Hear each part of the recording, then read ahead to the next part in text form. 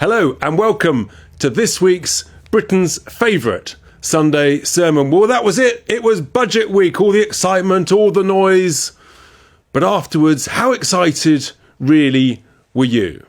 Now let's just go back a year, shall we, to the budget in March 2023.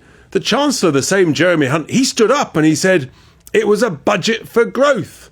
He also said a year ago that this great thing that we must all sort of bow down to, the Office for Budget Responsibility, they promised us this time last year that there would not be a technical recession. And the Chancellor was excited by that. Well, here we are a year later, and guess what? Yes, the economy is in recession. That's been confirmed. And what they haven't talked about, whether it's the OBR or the Chancellor or the Prime Minister, is that we're in the longest recession per person since records began almost 70 years ago. Just reflect on that. The longest recession per person. So you've got an office of nobodies that no one's ever heard of called the Budget Responsibility Office. Bunch of bureaucrats. They say there won't be a recession. The Chancellor says there won't be a recession. There's a recession. Why on earth would you still listen to these people? The Chancellor this time round, because of his embarrassment, he had to say, well, this year it's a budget for, wait for it, long-term growth. Okay, so the budget for growth has failed.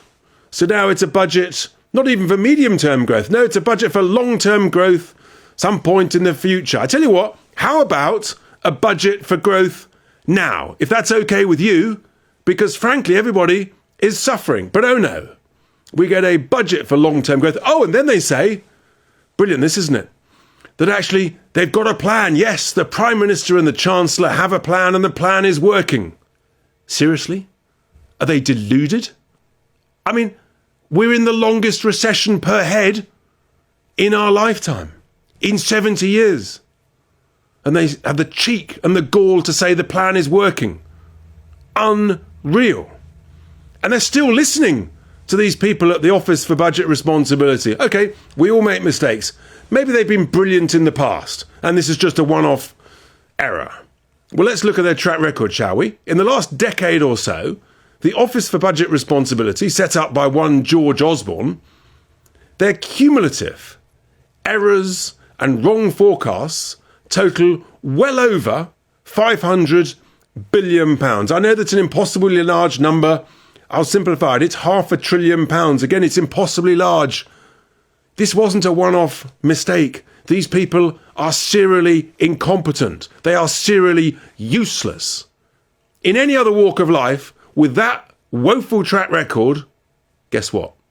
They'd be fired for negligence. And yet, they're still listened to by the Chancellor as though their word is gospel that we must bow down to. We gather that actually, so much is their advice sort of treated like this religion that you can't stray from it. Let me tell you how it works in the world of business and how it should work in leading any entity, whether it's a charity, an institution, a business or a government. Advisors advise and directors decide. That's how it should work. You take advice from a whole bunch of different people and then you, the boss, or the board of directors, you actually have to then make a decision. Because the idea is that you yourself know what you're talking about. You yourself, if you're the director, if you're the chief exec or the chairman or the chancellor or the prime minister, you've actually got a Scooby-Doo of a clue as to what you're talking about.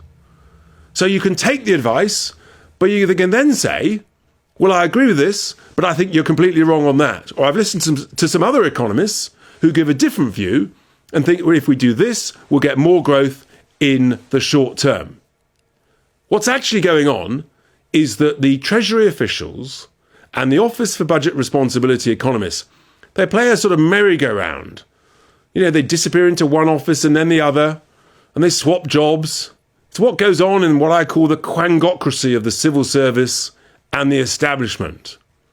But fundamentally, if they keep getting things wrong, they told us, this same Office for Budget Responsibility, that immigration, large-scale immigration, is a good thing for the economy. Really? How's that going?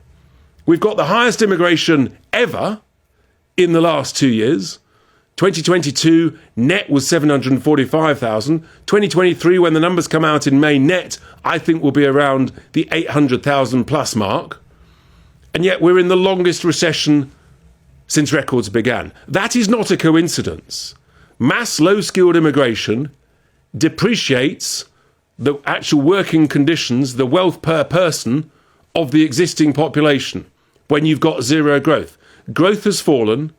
We're in this long recession, and mass immigration is significantly to blame. And yet, these same people at the OBR and the ONS and the Treasury say that immigration is good for our economy. Well, it's turned out to be absolute garbage. Wrong.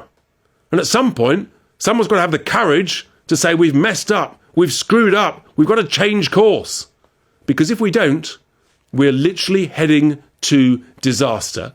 We're heading to catastrophe. I've said it before. A bad chief exec can ruin a good business in a couple of years. The problem here is that actually the wrong people have been giving the wrong advice to the leaders of the government, who clearly don't have any conviction, don't understand how an economy works, don't have the courage to get some alternative advice when things are going wrong, and therefore we've all ended up in a complete and utter pickle. We're all getting poorer, seriously poorer, and it's got to stop. I'm afraid, folks, if we don't change course, if we don't have politicians that seek some better advice, some different advice, then we are heading towards disaster, catastrophe, and bankruptcy. But I'm an optimist. I still think it's doable. A good chief exec, a good leader can turn this around. It'll take a few years, but we can turn this around. And with that, I wish you a very happy Sunday.